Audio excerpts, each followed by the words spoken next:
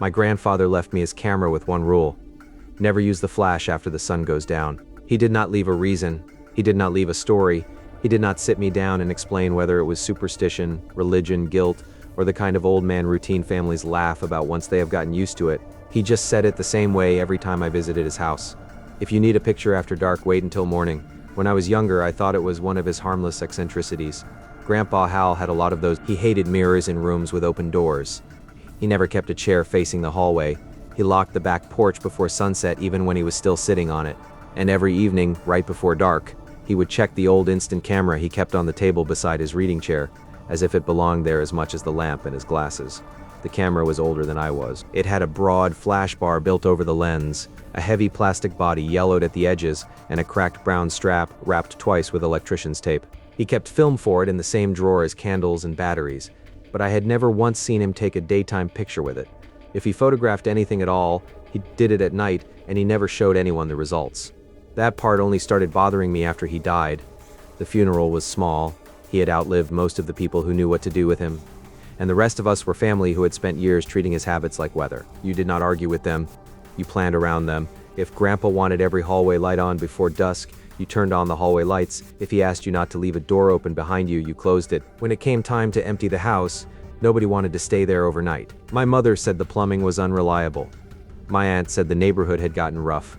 My cousin Craig said the place always made him feel watched, then laughed as if he had not meant to say it. I volunteered because I was the one who lived closest and because I did not want the house turning into one more thing everybody delayed until it became a problem. The first day was normal enough: dusty furniture, closets full of shirts that still smelled faintly like him, coffee tins full of screws, shoeboxes full of receipts, and drawers crammed with batteries, so old the labels had peeled back from the metal. The camera was exactly where it had always been, on the side table beside the lamp in the front sitting room, pointed toward nothing in particular. There was a strip of masking tape across the strap in his handwriting: after dark.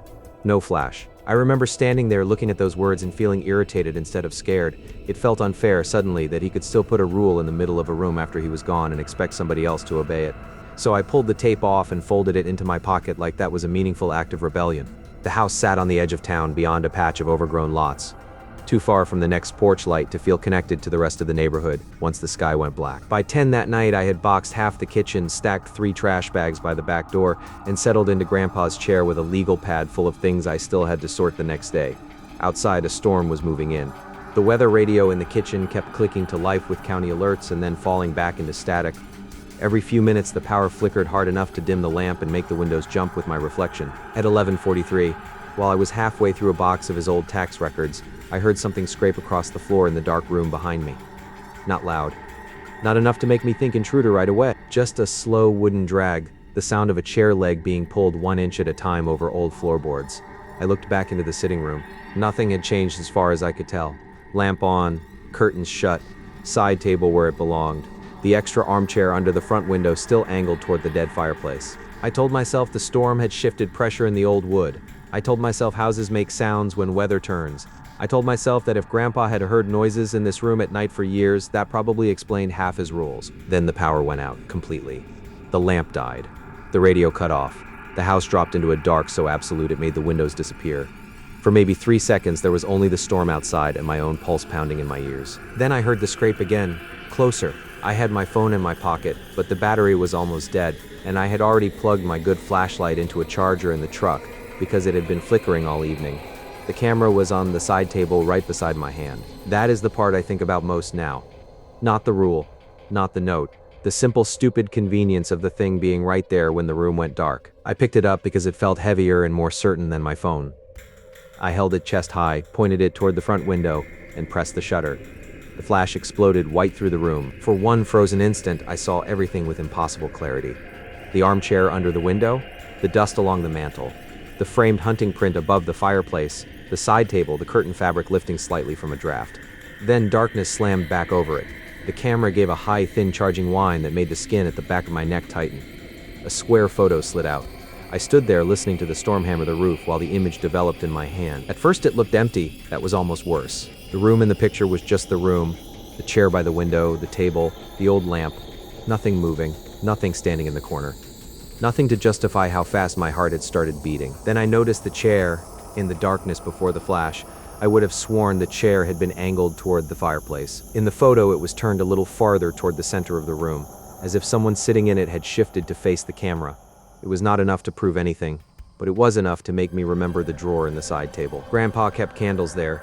I crouched beside the table, set the half-developed photo on the floor, and pulled the drawer open, looking for matches. There were no candles. There was film for the camera, 2 dead pens, a tin of buttons, and a thick rubber-banded stack of instant photos. They were all of the same room. This room, night after night, angle after angle, always taken after dark. My stomach went cold in a way I still cannot describe without feeling it again. He had not been collecting random pictures.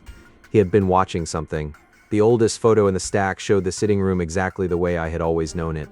Window curtains shut, lamp off, chair under the window, nothing else.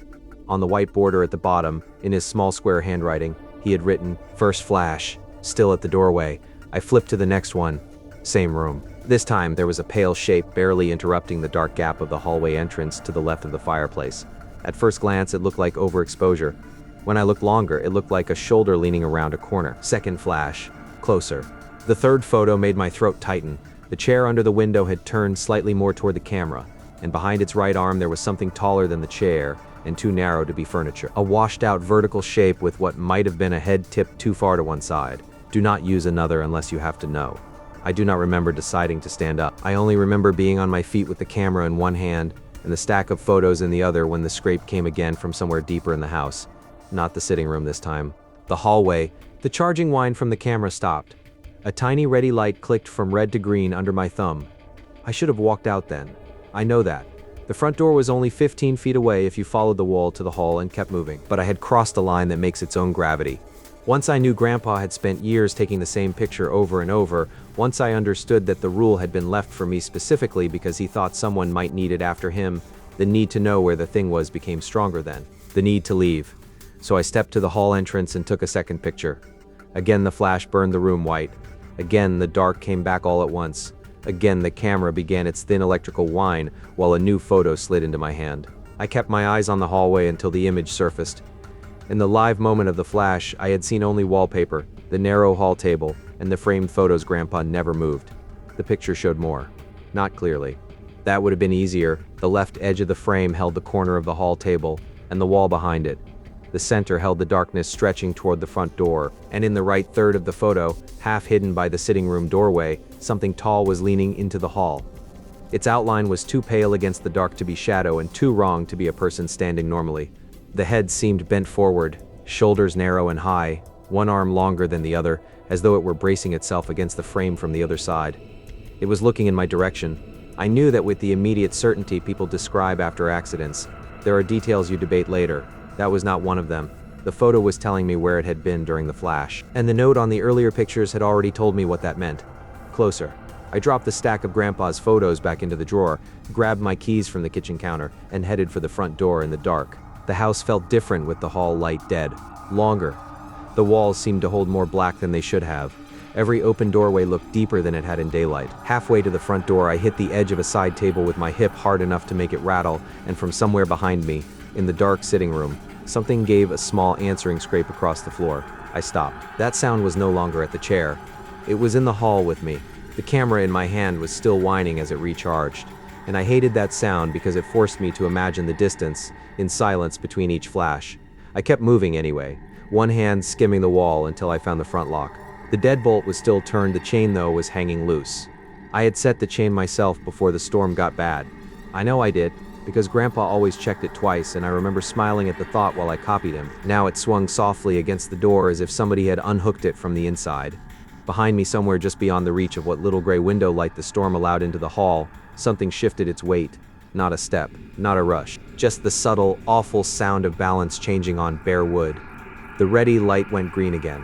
I still had one shot left. Maybe more if there was another pack nearby, but one left in the camera, one answer I could get without searching in the dark. I remembered the last note in Grandpa's hand.